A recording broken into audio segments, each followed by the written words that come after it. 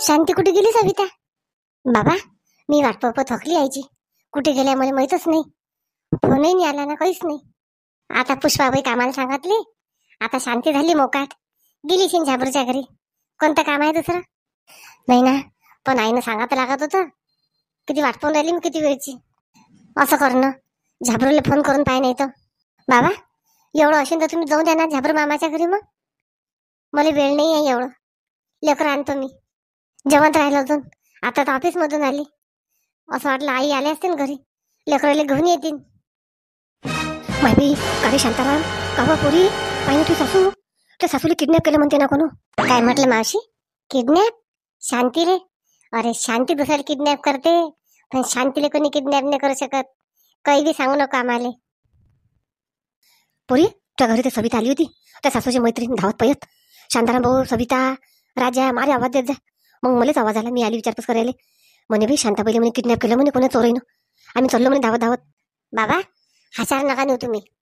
होऊ शकते, सांगता येत नाही कधी काय घडीन. तर पोरी मी तर पेढे पाठीन मग शांतीला किडनॅप केलं तर. कसा करतो रे शांताराम? जाणं पाहिनं. माणूस माणूस असतो शेवटी. बैशी जाता ना. जाय बरं लवकर. सविता राजा कुठे गेला? मावशी ते ऑफिसमध्ये जायला. थांबा मी त्याला फोन करतो. बल्ले बल्ले बल्ले बल्ले. मावशी येतो मी पेढेचा डब्बा घेऊन. शांतीला असं कोणीच नाही करू शकत. आता बाय मॅट झाला काय हो शांताराम? कसा करते हो पुरी? हा तसेच करतात.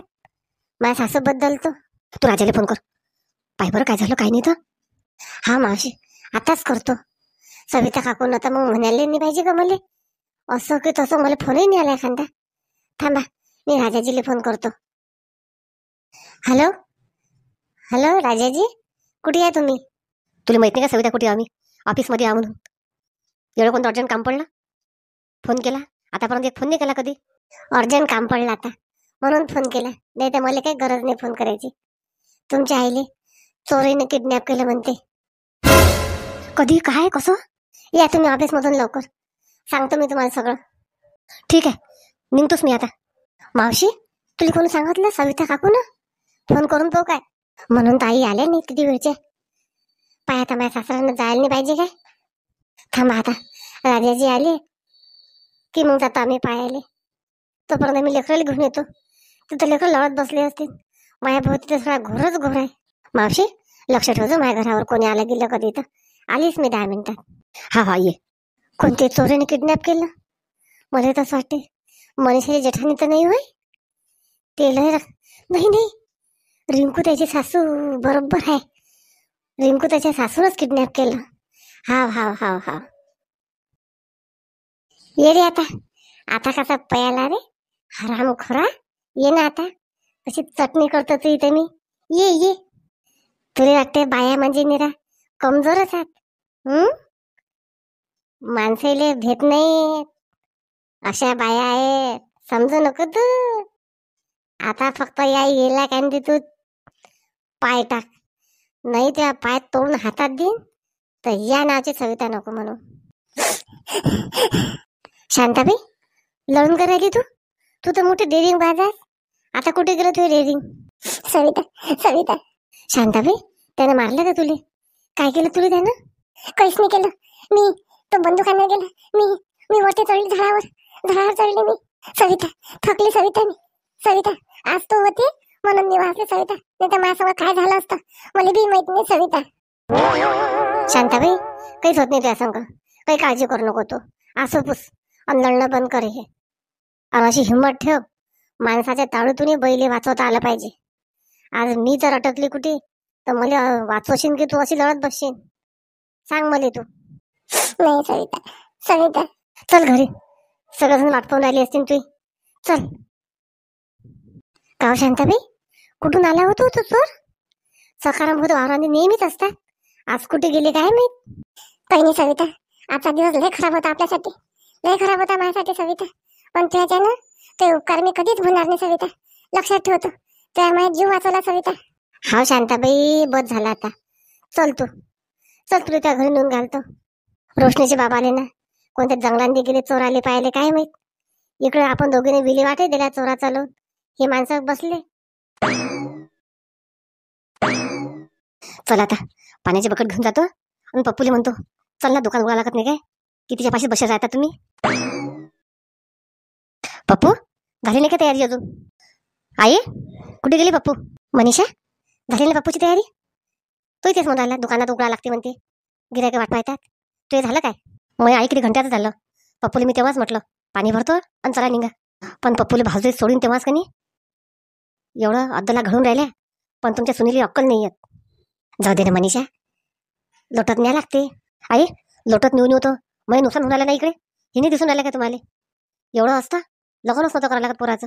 असं नको बोलतो बाई मनीषा, किती मै समजदार सून असतो. समजदार करू करू तर डोक्यात बसून राहिले सगळे वय. पाय ना भाऊजी लिहिण्याला नवरा मला म्हणते घरी बस. पाय तुम्ही काय करून राहिले तर. हा पप्प्या बी स्वभाव बदलत नाही, तिच्या दूर राहत नाही.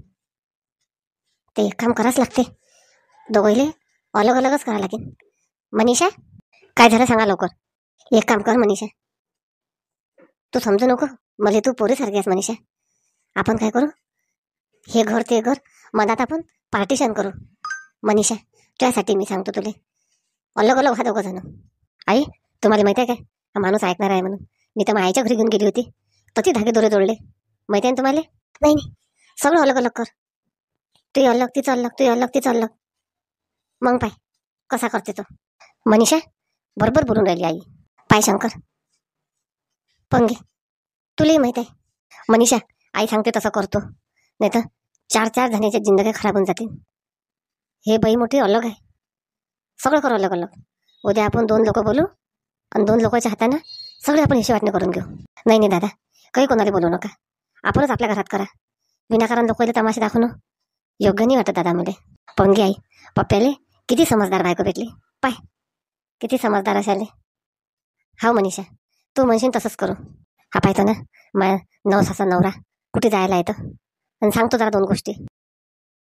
शंकर तू भाग्य शंकर, तू वावरात जाणं कमी कर जरा.